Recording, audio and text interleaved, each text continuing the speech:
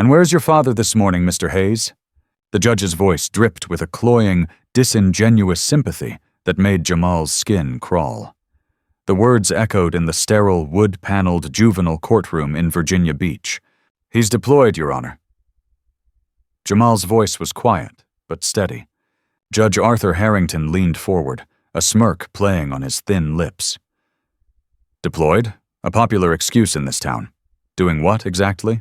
Jamal swallowed, his eyes fixed on the state seal behind the judge's head. He straightened his shoulders, a flicker of pride cutting through his fear. "He's a Navy SEAL, Your Honor. Senior Chief." A wave of snickers rippled through the courtroom observers. The judge let out a short, derisive laugh, tapping his pen on the dais. "A Navy SEAL? Son, this is a court of law, not an action movie. Let's stick to reality, shall we?" The air in Courtroom 4B of the Virginia Beach Juvenile and Domestic Relations District Court was thick with the scent of old paper and cheap disinfectant. It was a stagnant, oppressive atmosphere that promised little in the way of justice and much in the way of procedure. For 17-year-old Jamal Hayes, it felt like drowning. He stood before the elevated dais, the dark wood of the defendant's table cool and unforgiving beneath his clammy hands. Every eye was on him. The bored bailiff, the overworked public defender who had spent all of 10 minutes with him, the anonymous faces in the gallery. But the most important eyes belonged to Judge Arthur Harrington. They were pale blue, magnified by thick glasses, and they held a look of profound, weary disappointment that seemed to have been waiting for Jamal specifically. "A school fight," Judge Harrington intoned, leafing through the file as if it were a distasteful novel. "Assaulting another student. Vandalism of a locker. Do you have anything to say for yourself, son?"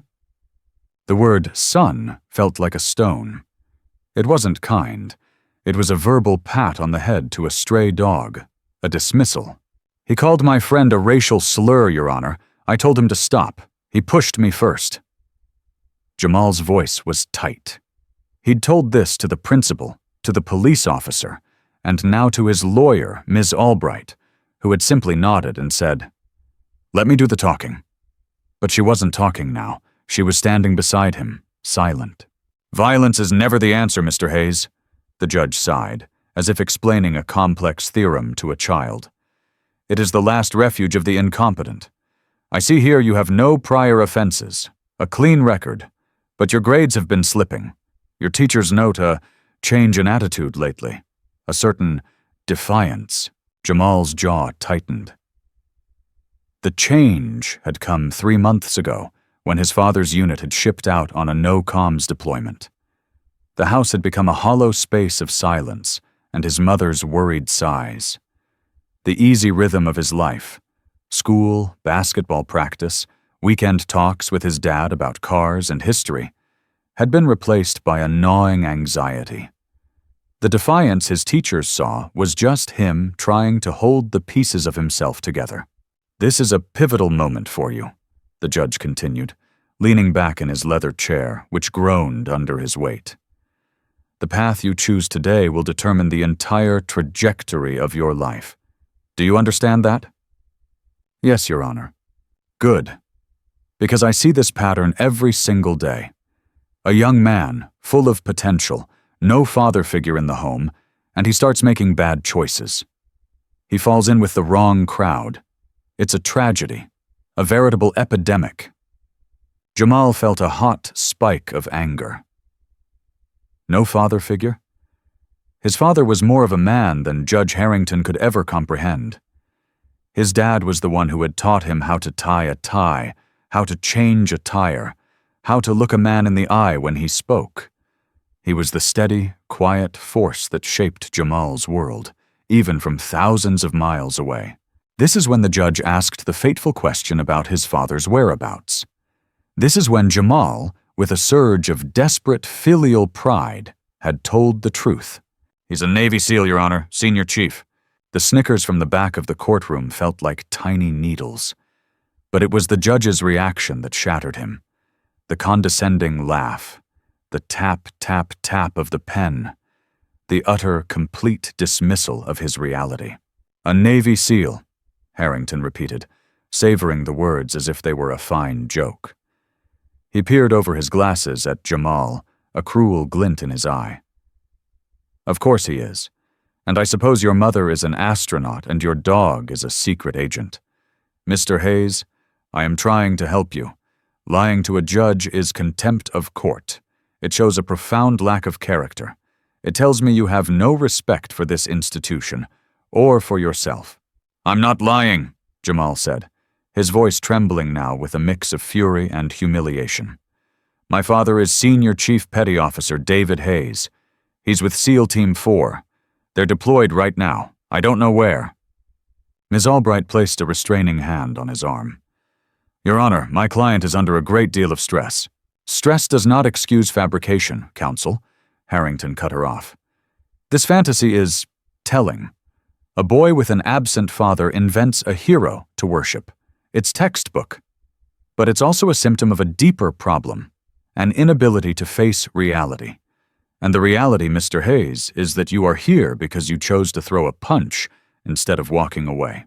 He looked down at the file, his face hardening. "The other boy, a Mr. Peterson, has a broken nose. His parents are, understandably, pressing charges. They want to see consequences. And so do I." Jamal's world shrank to the space between his pounding heart and the judge's cold, dismissive face. He felt invisible. His truth, his father's identity, his family's sacrifice, all of it had been erased by the casual prejudice of a man who had already decided who he was. He was just another statistic in the judge's narrative, another fatherless black kid on a fast track to nowhere. The pride he had felt just moments before curdled into a helpless, burning shame. He dropped his gaze to the floor, the scuffed linoleum blurring through the hot tears welling in his eyes. The gavel, he knew, was about to fall. The Hayes' home was a modest two-story colonial in a quiet Chesapeake subdivision, the kind of place where American flags flew on porches and the lawns were meticulously kept. But for the past 3 months, the house had felt like an empty museum. The vibrant life that once filled it had been packed away with his father's civilian clothes. Jamal remembered the night before the deployment with a clarity that felt painful now. They were in the garage, a sacred space filled with the smell of sawdust, motor oil, and his father's Old Spice deodorant. Senior Chief David Hayes wasn't a large man, but he moved with a dense, coiled energy, a quiet competence that made everything he did seem effortless. He was showing Jamal how to properly gap a spark plug for their project car, a 1969 Ford Mustang they were slowly restoring. His father's hands, scarred and calloused, were surprisingly gentle as they guided Jamal's. "Easy does it," he'd said, his voice a low rumble. "Don't force it. The right amount of pressure at the right time. That's the key to most things." They didn't talk about the deployment. They never did, not directly. It was a ghost that lived in their house, a silent understanding that hung in the air. Instead, they talked about the Mustang's carburetor, about Jamal's upcoming history paper on the Punic Wars, about the annoying new defense the 76ers were running. It was their ritual, a way of reinforcing the normal, the mundane, the things that would still be here when he got back. "I know you'll hold things down here," David had said, finally looking up from the engine block, his dark eyes meeting Jamal's. "Your mom will worry. It's her job. Your job is to be the man of the house. That doesn't mean being the boss. It means being the calm in the storm. It means taking out the trash without being asked and making sure she's eating. It means being the person she can count on. Can you do that for me?" "Yes, sir," Jamal had replied, his throat thick. "And your friend, Leo," his dad continued, wiping his hands on a rag. "I know kids at school give him a hard time. You look out for him. You stand up for what's right, always. But you use this first," he said, tapping his temple. "This is your primary weapon. Never forget that." He then tapped Jamal's chest. "This is your compass. It tells you which way is true north. Don't ever let anyone make you doubt it." That conversation was the bedrock Jamal had tried to stand on. He had held things down. He made his mom dinner when she came home late from her nursing shifts at Centara General, her face etched with exhaustion. He did his homework, he mowed the lawn, he looked after Leo. Leo was small for his age, an intellectually gifted but socially awkward kid who was a magnet for bullies. The incident had started in the hallway by the lockers.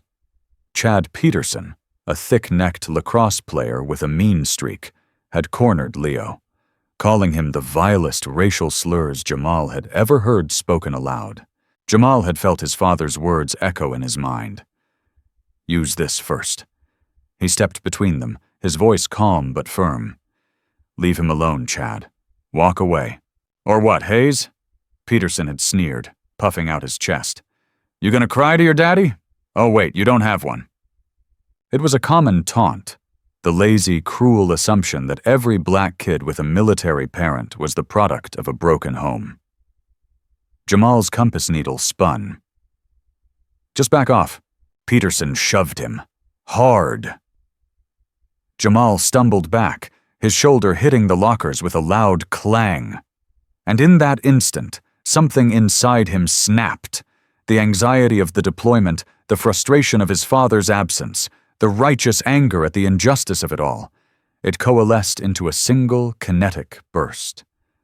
His father's second piece of advice had been about pressure, the right amount, at the right time. But Jamal was 17, and the pressure inside him was boiling over. He didn't think. He reacted. His fist flew, connecting with Peterson's nose with a sickening crunch. He knew it was wrong the moment it happened. The shock on Peterson's face, the blood, the sudden silence in the crowded hallway. He had let his compass break. He hadn't been the calm in the storm. He had become the storm. Now, sitting in the courtroom, that moment felt both a lifetime away and terrifyingly immediate. He looked at his mother, Elena, sitting in the first row. Her face was a mask of stoic composure, but he could see the strain in her eyes, the tremble in her clasped hands. She was a strong woman, the daughter of a Marine and the wife of a SEAL, but this was a battle she didn't know how to fight. This wasn't an enemy you could strategize against. It was a system, faceless and indifferent. He'd failed them both. He had failed to use his head, and in doing so, he had dishonored his father's trust. The judge's words about an invented hero felt like salt in that wound. His father wasn't a fantasy. He was real. He was a man who fought in the dark corners of the world so people like Judge Harrington could sit safely in their leather chairs and pass judgment. And Jamal, his son, couldn't even win a fight in a high school hallway without ending up here, being stripped of his dignity and his family's honor by a man who saw nothing but a cliché. The silence in the house was nothing compared to the silence in his own heart. "Your Honor, if I may," Ms. Albright began, her voice a thin reed against the storm of the judge's disapproval. "Jamal has never been in trouble. He is an honor roll student, or was, until recently. This incident is an aberration. He was provoked." Judge Harrington waved a dismissive hand. "Provoked, the great catch-all excuse. Life is full of provocations, counsel. Adulthood is the ability to withstand them. What I see is a young man with an anger management problem and a penchant for tall tales." He turned his gaze back to Jamal, his eyes cold and clinical. "Let's talk about this lie, Mr. Hayes. Why a Navy SEAL? Why not a Green Beret, or a firefighter, or a police officer? SEALs are the tip of the spear, the best of the best. It's a very specific, very grandiose fantasy. It suggests a deep-seated need for a powerful, almost mythical male figure." Jamal's hands curled into fists at his sides. He could feel his mother's distress from across the room, a palpable wave of helplessness. He wanted to scream. He wanted to show the judge the pictures on his bedroom wall. His father in his dress whites, his father in desert camouflage surrounded by his unit, his father holding him as a small boy on the beach. He wanted to play the voicemails his dad left from undisclosed locations, the connection crackling, his voice weary, but full of love. "Hey, champ. Just calling to say I'm proud of you. Keep your head up. I love you." These were not fantasies. They were the fragmented, precious realities of his life. The prosecutor, a young, ambitious man named Mr. Davies, saw his opening and pounced. "Your Honor, the Commonwealth believes this speaks to a troubling lack of remorse and a disconnect from reality. The defendant has not apologized to the victim. Instead, he has constructed this elaborate narrative about his father, presumably to garner sympathy. We believe a strong message needs to be sent. We are recommending 3 months in juvenile detention, followed by a year of probation and mandatory anger management counseling. 3 months." The words hit Jamal like a physical blow. His breath hitched. 3 months in juvie. His future, his college applications, his life. It would all be derailed. He looked at Ms. Albright, his eyes pleading. She looked shocked, her mouth slightly agape. Clearly she had expected probation, maybe community service. 3 months seems appropriate, Judge Harrington mused, steepling his fingers. He looked at Jamal as if he were a specimen under a microscope. Detention can be a valuable experience, a shock to the system. It can provide the kind of structure and discipline that is so clearly lacking in your life. "Your Honor, that's excessive," Ms. Albright argued, finally finding her voice. "He's a good kid. This was one mistake. One mistake that broke another boy's nose and involved lying to the court," Harrington countered smoothly. "The lie is what concerns me most, counsel. It reveals a broken moral compass." The irony was so thick Jamal felt like he was choking on it. "My compass?" he thought, the words of his father roaring in his ears. "This is your compass. It tells you which way is true north." His true north was his father. His true north was the values his father had instilled in him: honor, courage, commitment. And this judge was telling him it was broken because he couldn't see the truth right in front of him. Jamal felt a strange sense of calm descend over him, the kind that comes when you realize you have nothing left to lose. His fear and shame burned away, leaving behind a cold, hard anger. He was done being quiet. He was done being managed. He took a step forward, ignoring Ms. Albright's hiss of his name. He lifted his chin and looked Judge Harrington directly in the eye. "My father is not a fantasy," Jamal said, his voice low and clear, cutting through the courtroom's hushed atmosphere. "He has served this country for 22 years. He has 5 Bronze Stars with Valor, a Purple Heart, and a Navy Cross. He has missed birthdays, Christmases, and my mother's anniversaries fighting for the freedoms that you take for granted in this courtroom. He is real, and he is a Navy SEAL. That is the truth, and it's the only thing I have left to offer this court." For a moment the entire room was silent. Jamal's words hung in the air, defiant and absolute. He had laid his last card on the table. Judge Harrington's face, however, remained unmoved. In fact, his expression hardened, his brief moment of surprise replaced by a deep, immovable offense. He saw not a son defending his father's honor, but a delinquent challenging his authority. "That's enough, Mr. Hayes," he said, his voice dangerously quiet. "Your outburst has been noted. It has sealed your fate more effectively than any argument the prosecution could have made. It demonstrates a complete lack of control and a deep-seated disrespect for this court." He picked up his gavel. "It is the judgment of this court that you be remanded to the custody of the Virginia Juvenile Justice System for a period of 90 days, effective immediately." The sound of the heavy courtroom doors swinging open cut through his sentence. The sharp, echoing bang startled everyone. Heads turned, including the judges, his pronouncement hanging unfinished in the air, and the world shifted on its axis. Framed in the doorway were 5 men. They were not loud or aggressive. They did not need to be. Their presence alone seemed to suck the air out of the room, replacing it with an atmosphere of immense, silent pressure. They were all dressed in the pristine, immaculate Navy service dress white uniform. The stark white, a stunning contrast to the drab browns and grays of the courtroom. The gold of their chevrons and the vibrant colors of the ribbon bars on their chests seemed to glow in the dim light. At their forefront was a man who moved with an unnerving stillness. He was not tall, but his shoulders were broad, and his posture was a straight, unwavering line.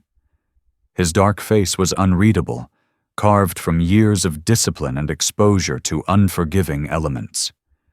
His eyes, the same deep, steady eyes Jamal knew better than his own, swept the room once, taking in every detail before landing on his son. A flicker of something, pain, anger, love, passed through them, so quick it was almost imperceptible. Then his gaze shifted, moving with deliberate slowness until it settled on the man on the dais. The courtroom was utterly silent. The snickers from the gallery had died in their throats. The prosecutor, Mr. Davies, stood frozen, his mouth half open. Ms. Albright's hand flew to her chest. Jamal's mother, Elena, let out a choked sob, a sound of profound relief and shock. Jamal just stared, his heart hammering against his ribs. "Dad?" he whispered, the word a puff of air. Senior Chief Petty Officer David Hayes took a single step into the room, his polished black shoes making no sound on the linoleum. The four men behind him, all members of his team, followed in perfect unison, fanning out to stand in a formidable line just inside the doorway. They were a living wall of credibility, their faces impassive, their eyes locked forward. The sheer weight of their collective service filled the space. On their left arms, they all bore the same trident-shaped badge, the Special Warfare insignia, the SEAL Trident. Judge Arthur Harrington, for his part, looked as though he had been turned to stone. His gavel was still held aloft, his mouth still forming the word immediately. His pale blue eyes were wide behind his glasses, blinking rapidly as if trying to process an impossible image. He looked from the men at the door to Jamal, and then back again.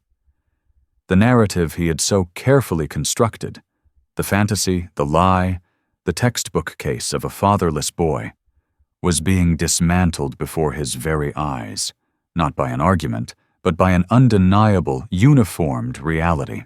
The judge's face went from disbelief to confusion, and then, slowly, to a pale, sallow shade of dawning horror. The smug certainty that had defined his every word and action evaporated, leaving him exposed and diminished on his elevated throne. David Hayes walked down the center aisle. His movements were economical, precise. He did not hurry. Each step was a measured beat in the silent courtroom. As he passed the gallery, people shrank back in their seats, intimidated by the sheer intensity of his presence. He stopped beside the defendant's table, placing a hand on Jamal's shoulder. The touch was firm, grounding.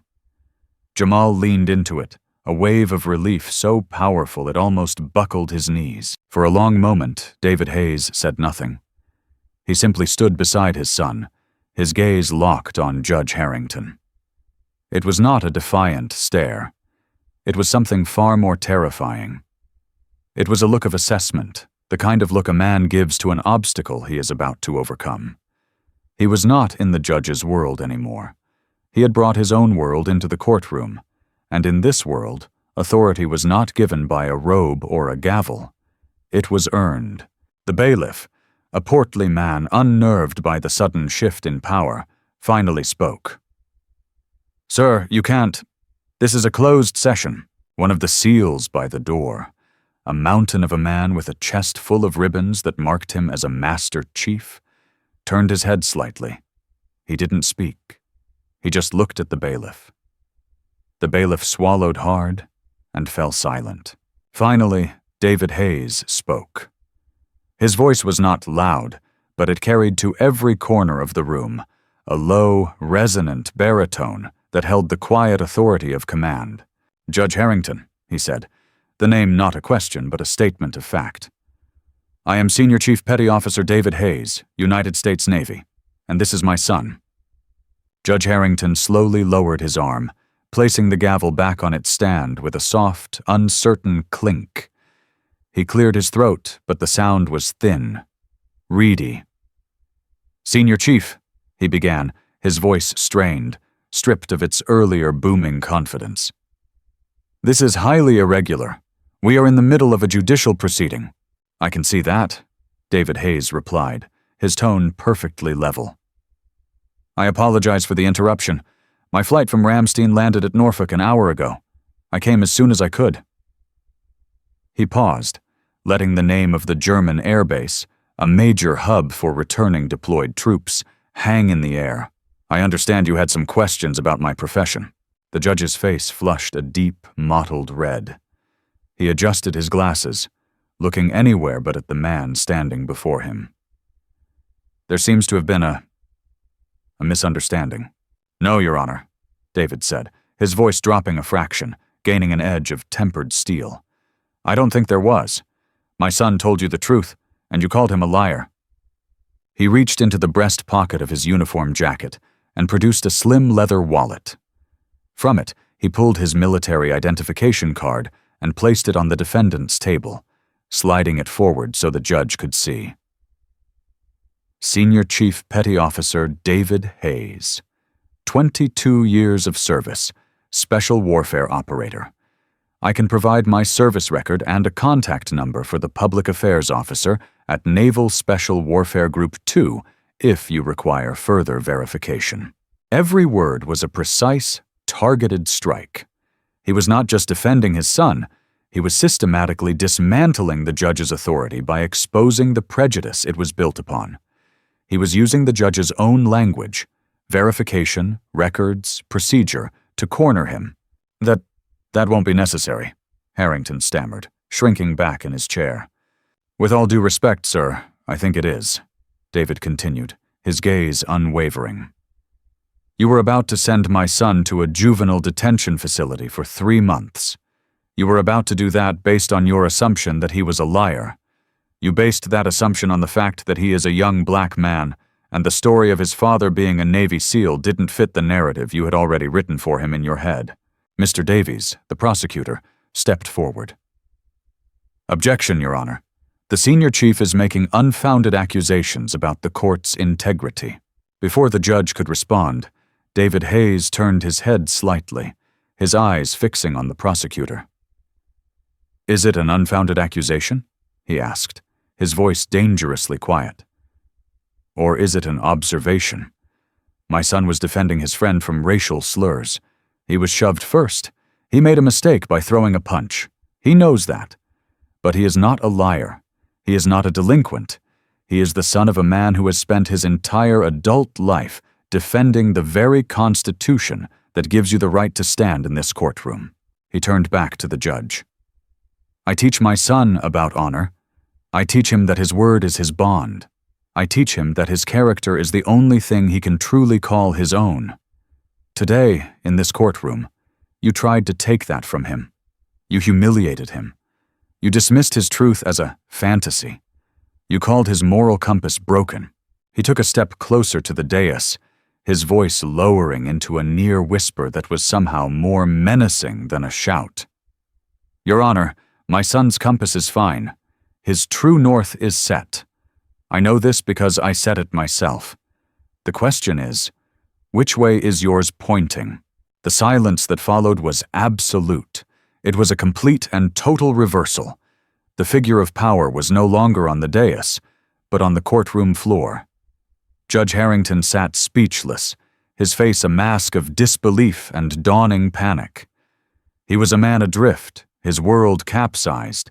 He looked out at the silent courtroom, at the stoic, uniformed men by the door, at the proud, unflinching man before him, and at the boy who was no longer just a defendant, but the son of a hero. Ms. Albright, who had been watching the scene unfold with a look of stunned awe, finally found her voice. She stepped forward, her spine straight, her tone infused with a newfound strength. "Your Honor," she said, her voice ringing with conviction. "In light of this new information and the clear and present bias demonstrated by the court, I move for an immediate and full dismissal of all charges against my client, Jamal Hayes." The judge looked at her, then back at David Hayes, who had not moved a muscle. The senior chief simply stood there, a silent, immovable testament to the truth. The choice was clear. The judge could double down on his prejudice and face a firestorm, or he could retreat. He swallowed hard, his Adam's apple bobbing in his throat. His authority was gone. His credibility was shattered. All that was left was the option of damage control. "Motion granted," he mumbled, the words barely audible. "Case dismissed." He banged his gavel, a weak, hollow sound in the cavernous silence. "This court is adjourned." As Judge Harrington spoke the words, "case dismissed," it was as if a spell had been broken. The tension in the room didn't vanish, but it transformed. The static electricity of confrontation discharged, leaving behind the heavy, awkward atmosphere of the aftermath. The judge, avoiding eye contact with anyone, gathered his papers with trembling hands and practically fled through the private door behind his bench, the swift, undignified exit of a defeated man. For a moment, nobody moved. Then, Elena Hayes rushed forward, enveloping Jamal in a fierce hug, her tears finally flowing freely. "Oh, baby," she whispered into his hair. "I was so scared." Jamal hugged her back, burying his face in her shoulder, the strength that had held him up for hours finally giving way to the shuddering relief of a 17-year-old boy who just wanted his mom. Over her shoulder, he met his father's eyes. David Hayes gave him a single, slow nod. It was a gesture that communicated everything. "I'm here. It's over. We'll talk later. I'm proud of you." The four other SEALs relaxed their rigid stances by the door, the silent watch now over. They began speaking in low tones, their camaraderie a quiet, impenetrable circle. The Master Chief approached David, clapping him on the shoulder. "Time to go, Dave. We've got a debrief." "I'll catch up," David replied. "Give me a few minutes." The men nodded and filed out as quietly as they had entered, leaving the Hayes family alone with Ms. Albright and a shell-shocked prosecutor. Mr. Davies was pale. He kept glancing at the door Judge Harrington had disappeared through, then at the senior chief. He was a young man on a career track, and he had just witnessed a train wreck of epic proportions. He had allied himself with the wrong side, and the consequences were beginning to dawn on him. "Senior Chief Hayes," he said, approaching tentatively. I apologize. My office was acting on the information we were given." David turned to face him, his expression unreadable. "The information you were given was that my son, a first-time offender, was in a fight after being racially provoked. The rest was assumption. Your assumption. The judge's assumption. You didn't see a kid in trouble? You saw a conviction. Do better next time, Mr. Davies." The prosecutor flushed, nodded stiffly, and made a hasty retreat, gathering his files and nearly tripping over his own briefcase in his haste to escape the toxic fallout. Now it was just the three of them, and Jamal's public defender. Ms. Albright looked like she had just won the lottery. Her face was flushed with adrenaline and a righteous, triumphant energy. "I have never, in 12 years of practicing law, seen anything like that," she said, shaking her head in disbelief. "Senior Chief, your timing was impeccable." "It wasn't planned," David said, his hand still on Jamal's shoulder. "I called Elena from the base. She told me what was happening. My commander authorized our presence, said it was a matter of unit integrity." He looked at his wife and son. Family integrity. "Well, you did more for this case in 5 minutes than I did in a week," Ms. Albright admitted, with a wry, self-deprecating smile. "But this isn't over, not by a long shot." "What do you mean?" Elena asked, wiping her eyes. A judge can't behave like that. His bias was so blatant, so unprofessional. He didn't just have a bad day, he abused his power. And someone recorded it. She gestured with her head towards the back of the gallery, where a woman in a business suit was quietly talking on her phone, looking over at them. That's Sarah Jenkins, from the Virginia Pilot. I saw her slip in halfway through. She reports on the courts. She got the whole thing. As if on cue, the woman ended her call and approached them, her expression a mixture of professional curiosity and human sympathy. "Senior Chief Hayes?" she asked. "Sarah Jenkins. I'd like to get a statement if you're willing. That was one of the most extraordinary things I've ever witnessed in a courtroom." David looked at Jamal, a silent question in his eyes. This was his son's story. Jamal, feeling his father's trust, stood a little straighter. The humiliation he'd felt earlier had been scoured away, replaced by a fragile but growing sense of vindication. He gave a slight nod. "My statement is simple," David said, his voice calm and measured, addressed to the reporter but meant for a larger audience. "My son is a good kid. He made a mistake, but he was judged before he even opened his mouth. The system failed him today. It failed him because one man in a position of power saw a stereotype instead of a human being. We're lucky we were here to correct it. My question is, what happens to the kids whose fathers can't walk into a courtroom in a dress uniform to prove their worth?" He let the question hang in the air, a powerful indictment of the entire process. He had not only saved his son, he had opened a crack in the facade of the system itself. And as they walked out of the courtroom and into the bright, indifferent light of the hallway, Jamal knew that the shockwaves from this day were just beginning to spread. The judge's gavel had fallen, but it was his own world that had been broken.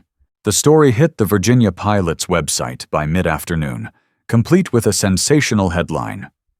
"Stick to reality. Judge tells SEAL's son, moments before SEAL team enters courtroom."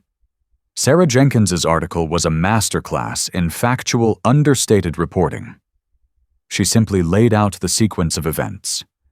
The judge's condescending remarks, his explicit disbelief of Jamal's claim, the prosecutor's recommendation for detention, and the dramatic arrival of Senior Chief Hayes and his unit. She included David's final, powerful quote, verbatim. It didn't need embellishment. The facts alone were explosive. By evening, the story had been picked up by national news outlets and was rocketing across social media. The hashtag #Judge Harrington was trending on Twitter, filled with a torrent of outrage. Military family networks shared the article with furious captions about sacrifice and respect. Civil rights groups pointed to it as a textbook example of implicit bias in the justice system. A grainy cell phone video, apparently taken by someone in the gallery, emerged online.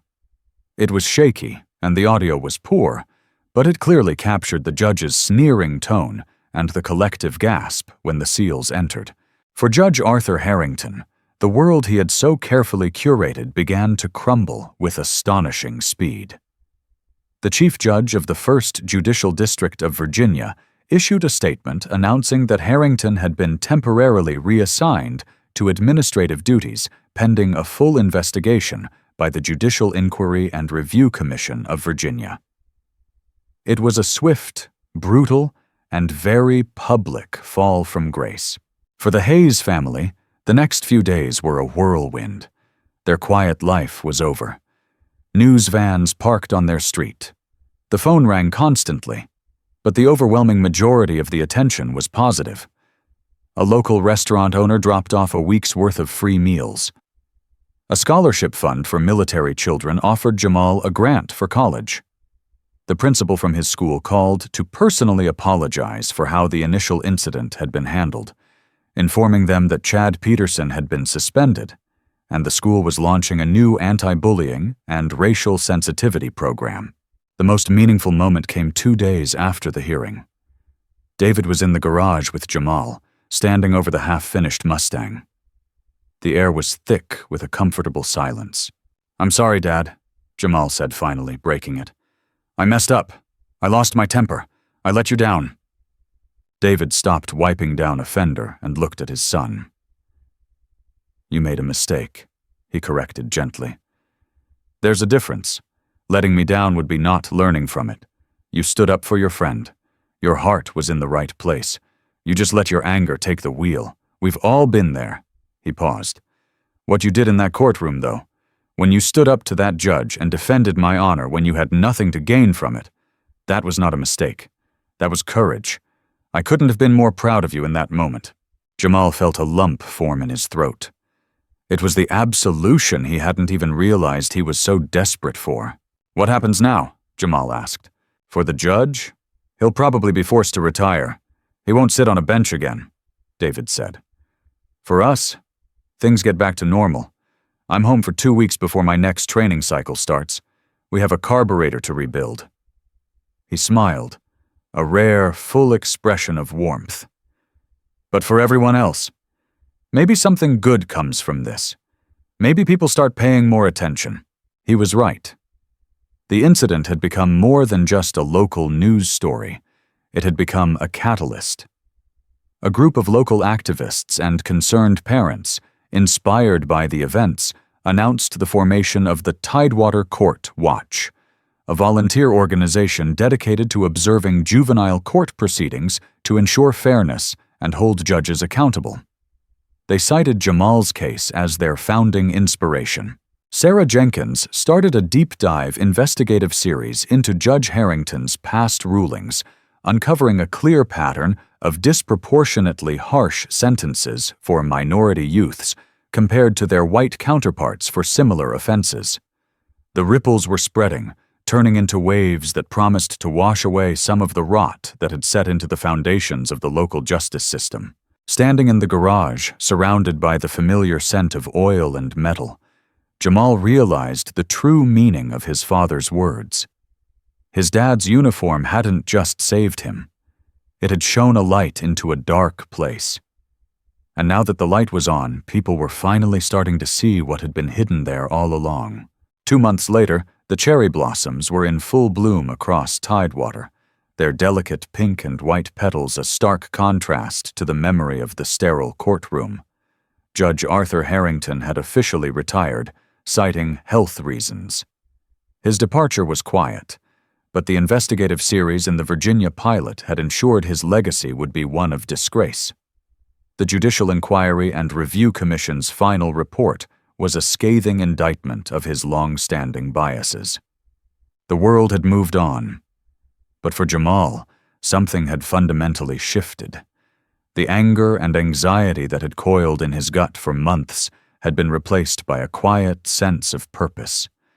He wasn't just the son of a Navy SEAL anymore. He was his own man, forged in a crucible he never asked for. He spent his Saturday mornings not at the basketball court, but in the same courthouse he had once stood in as a defendant. He was a volunteer with the Tidewater Court Watch. His job was simple. He sat in the gallery with a notebook, observing, taking notes on the proceedings, and being a quiet, visible presence of accountability. He wore a simple polo shirt with the organization's logo, but his presence was more powerful than any uniform. He was living proof that the system was being watched. He saw other kids standing where he had stood, their faces etched with fear and confusion. He saw their overworked public defenders and listened to the drone of the new, more cautious judges. He knew his presence made a difference. When a judge looked up and saw the volunteers in the gallery, their tone seemed to shift, their patience seemed to lengthen. It was a small change, but it was real. One Saturday, after his shift, he met his father for lunch. David was in his civilian clothes, looking like any other suburban dad in his worn jeans and a faded naval special warfare t-shirt. They sat at a small diner, the smell of coffee and bacon in the air.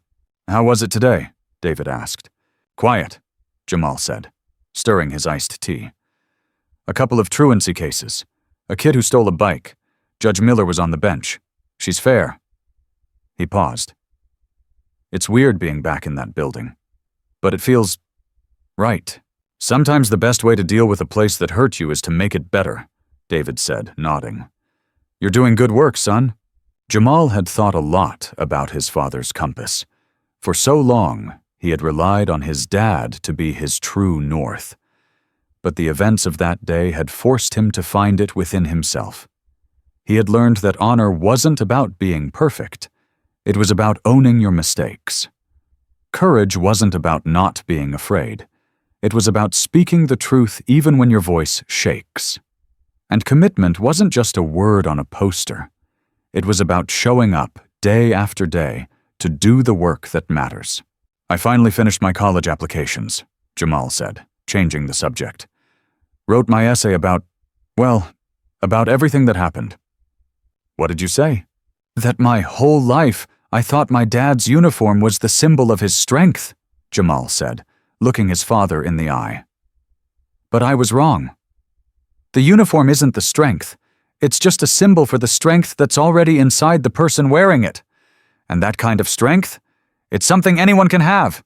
You don't have to be a SEAL to fight for what's right." David Hayes looked at his son, a deep, profound pride in his eyes. He saw not a boy who had been saved, but a young man who had found his own footing.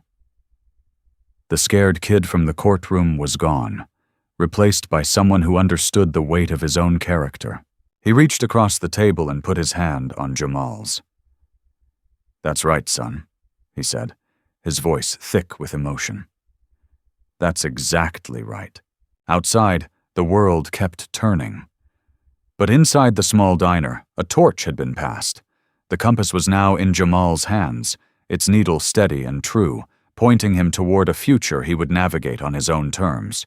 The story of Jamal and Senior Chief David Hayes became a quiet legend in Virginia Beach, a cautionary tale for those in power and a beacon of hope for those who felt voiceless. The Tidewater Court Watch grew, its volunteers becoming a permanent fixture in the local justice system, leading to measurable decreases in disproportionate sentencing. Jamal went on to study pre-law at Howard University, determined to fix the system from the inside.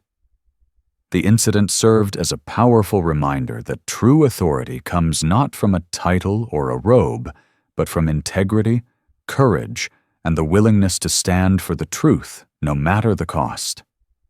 It proved that sometimes the arrival of a few good men can be enough to turn the tide of injustice.